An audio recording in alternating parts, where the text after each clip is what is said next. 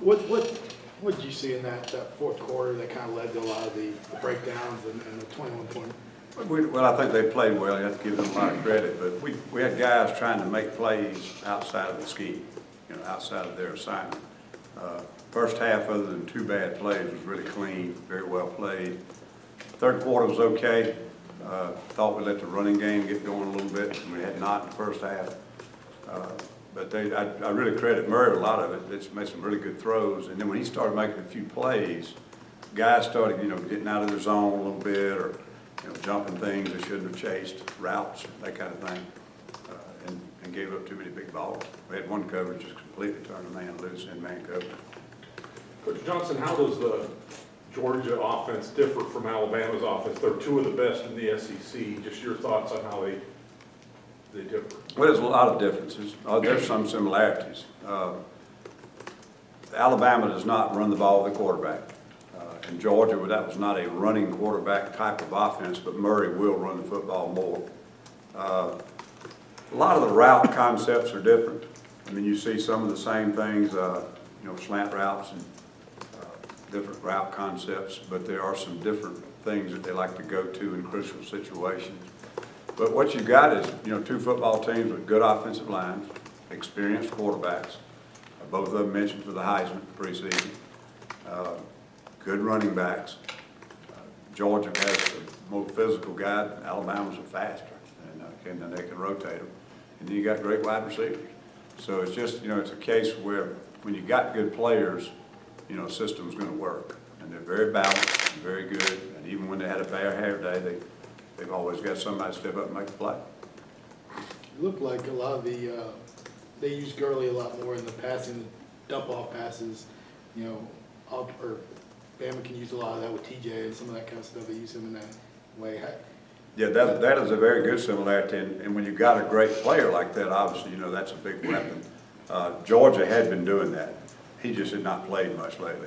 But they dropped him off check down routes, and they like to isolate him on inside linebackers on free releases and things of that nature. And Alabama does some of the same things. Their backs are probably as good or better in open field. They're both hard to tackle, one because it's big and physical, and the other one's because it's so fast and they can make you miss. Just from the naked eye, it looked like Jake Holland maybe had his best game, especially there when that last touchdown by Aaron Murray was in on those last two. Yeah, Jake probably had more tackles than he's had 2 pass breakups. One of them was crucial down near the goal line. And, we all thought we stopped him on the goal line down there, and he was certainly the primary hitter on that. And he played very well. He had three very obvious missed tackles. One of them in the open field that was very obvious, but he played very consistently. The linebacker group as a whole, it was probably the most consistent game. But we all, as a team, had a breakdown here or there, including the linebackers that led to some drives. How you guys doing health-wise? Who's injured? We're pretty good. This open date is very helpful. We don't have what I would say serious injuries. We got a lot of guys that are tired, beat up, typical, 12th, 13th week of the season. So this is really going to help us. I hope that 48 hours they get over the weekend will really regenerate us a little bit. But overall, since the really unfortunate thing that happened to Josh Holsey, we really have not had anything happen since then. Ellis, in particular in the second half, they were doing a lot of quick slants, and I know those are virtually impossible to defend anyway. With as big a game as you have coming up, what can you do to try and improve on something where it's very difficult to stop in the first place? Some of them are, and then there are coverages that you get caught in. It's a good play, and obviously that I think Murray does a good job probably putting them in the right play, reading the coverage, know what he's got. But there were some coverages where those routes should have been taken away, and we didn't play the coverage well. So we've really focused more on us this week and not on Alabama, just trying to make sure we're playing fundamentally and assignment-wise what we're supposed to do within our scheme. But he throws that very well. I mean, 2 years ago, we played him in Athens, and we were playing pretty well. We turned the ball over 2 or 3 times. I think they had a touchdown and a field goal in the first half. The second half, same thing. Speeded up the tempo, kind of makes you tip your hand on defense. He's really quick to go to his checks or his reads. And he started hitting the quick slants and then running the football, the quick slants and running the football and changing it up. And he's just a really good player. What have you seen from AJ, him making the progression, kind of like Aaron's made, you've seen, you know, him over the years, the offense has become more centered on him a little bit than maybe in prior years. Well, I've coached against Alabama, but not him. Okay. And it's a new coordinator. There's some similarities because I think it's their philosophy. They want to control football and take deep shots on early downs. But after that, it's very different from what I remember. Personnel, not the personnel themselves, but personnel groupings are somewhat similar that they were 4 or 5 years ago. But past that, they have more speed on the perimeter and in the backfield. And back when I played them last time, they had Richardson and Ingram. They were big and physical. The tight ends were bigger and more physical and used them more in the lead game, the power game. So there's some similarities since the last time I coached against them, but there's some very different things about their individual players. They really, don't have a player you can take your eye off of at any point in time. All of them are capable of making plays and making big plays at any time. After a big win like that, is it much easier to keep the guys' attention considering all the breakdowns in the fourth quarter when you get them in that meeting room? Well, it is. I mean, we've won 7 in a row now, and the thing that is sometimes harder to maintain a level of intensity than it is to, come back off of a disappointing loss like LSU. But we've won some close ball games that could have gone either way several times, and our players know that we've got to continue to improve to have any chance to beat Alabama. Dee Ford had another excellent performance, and when you just think back to even going back into the spring and saying that he was the only bona fide pass rusher coming into it, to pressure a quarterback as consistently as that against a team as good as Georgia just was, how important has he been this past week, this whole season for you guys? He's been extremely important. I think if you go back, when we missed him early in the season, especially against teams like Washington State that were throwing it so frequently, it was a big handicap. So we were obviously really happy to get him back in the lineup, and I think he's been obvious what he's meant to us in some big ball games like Georgia and also Texas A&M. The plays he's made at crucial times. And he's made frequent plays, but he's also made critical plays at critical times and just been good. But I do think the rest of our guys are improving. Rodney's done a heck of a job with them. We've got some other guys that get pretty good pressure improved in that area. And Dee, certainly helps them be that way because they've always got to be aware of him. The only problem the other night, he was so good the first couple of plays, and I think he's the one that forced him into those quick passes. So maybe if he'd slowed down a little bit, we'd have got him to play more drop back. You've been a part of this rivalry before when you're in Alabama. Just some of your memories, what you think about the game, the Iron Bowl coming up? Yeah, obviously one of the greatest rivalries in college football. And I've been coaching 38 years, and I coached longer at Alabama than any other school I've ever been at.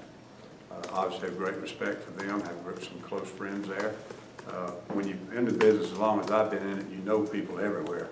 But there are a lot of really good football coaches there that I have a lot of respect for and have coached with before. And, it's just, Auburn and Alabama, it doesn't get much better. It's fun to be involved in the rivalry. It was then, it is now. And, I'm real excited about it and have an opportunity like we have put ourselves in to play against the #1 team in the nation and have some things riding on it. I don't think anybody could have dreamed our football team would have had this opportunity. So we're very lucky and obviously excited about it. Don't have to really play well, to have a chance to reap the benefits. When you got here, what did you see about this team did you see anything that believed you could be in this position? The one thing that stood out to me, and I have to compare it to my years at Carolina and Mississippi State and even those years at Alabama, it was the deepest football team I've seen in spring practice. With the number of scholarships that have been cut and so many rehab injuries that normally are going on at that time of the year, and your seniors are leaving, et cetera. You got some players that have proven they're good enough, you don't want to get them hurt. We had times where we didn't have about 25 guys at South Carolina that really needed to scrimmage because they needed to improve, but we didn't really know what they could do. The rest of them were either injured or we knew they could play. But it was very different. We were very deep. Past that, I did not know. And I think everybody was sort of the same way. I think it goes back, I think Nick Marshall was a huge factor. Don't want to say any one person flipped this program, but I think if you look at what he's done and where we were before him and after him, I think you have to obviously just say it's been unbelievable. The second thing, I think our players, just as a group under the leadership of Coach Malzahn, they just never let go of the rope.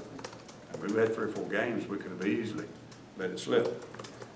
And some of them not really felt that bad about our performance, but they refused to do it. Even the LSU game, I mean, down 21, and everything going against us in every phase of the game, early in the game, and then we came back and had a chance almost to win the game. It just told us a lot about the players. Look, talking about those players, the mentality, maybe not the physical, but the mentality that they had, that they weren't going to quit, that they were going to believe that they could have the biggest turnaround in college football. Talk about their mental. Well, I think it started from early stages. It was doubt, it was frustration, it was anger, lack of confidence, and through coach's leadership and steady work, off-season program, Ryan Russell, overall staff, they just kept buying in. They were hungry. They certainly were hungry for some success, and they just kept working and doing what they've been asked to do. And we've had very few times where the players ever even slowed down, much less let go of the rope. And they've gotten a great reward for it, and certainly deserve it. Ellis, how's your team practice so far this week, and what are some things you really want to see your side improve on? It's been good. We worked on a lot of the things that were not good last game or that have not been really good over the last several weeks, just trying to get better at what we do. And when we've been working these schemes, we obviously been doing Alabama's formations instead of working on things we're never going to see. So we've gotten a little bit of work on Alabama, but at this point, we've had two good, relatively short practices with intense, good work with the offense, doing some situations good against good. And then we've gotten probably about 30 minutes of Alabama a day. Do the same thing pretty much tomorrow, but not really deeply into any kind of game planning. It's been a good week. We've tried to make sure we didn't get anybody hurt. And guys that are a little bit worn down or nicked up, they've been held out some. I apologize there. I was going to ask, you mentioned you had no major injuries, but is it like a decision finally been made on Justin Garrett at this point? Yeah, Justin, I didn't know what was being communicated on that. He had a little bit of foot surgery at some point. I don't know how many weeks it's been now, but he may could possibly get back for a bowl game, but it's not worth taking a year from him. So he'll get a red shirt here for this year. Be back hopefully in the spring, ready to roll. Dee, off the field, he's got kind of a different personality, playing the piano and singing and all that stuff. Is he different off the field than most defensive ends and linemen you coach? I don't know. I don't know. I've coached too many guys in 38 years. Coached all kinds. He's got a really unique way. I think the players really respect him. I was asked the other day who our locker room leader is. I don't know if we got one. But I know these players have great confidence in him.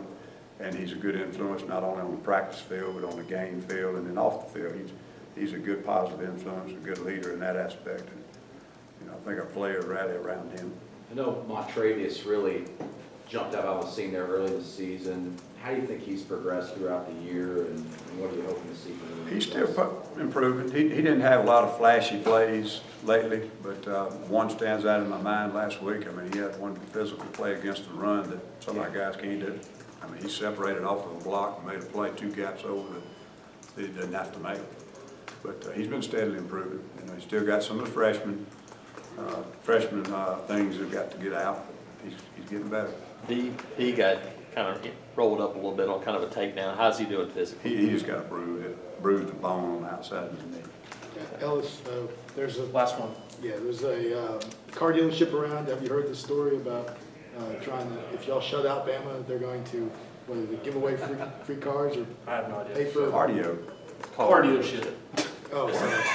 I think that's your answer to that question, Alex. Okay, did hear it. Okay. All right. Does it have something to do with social media?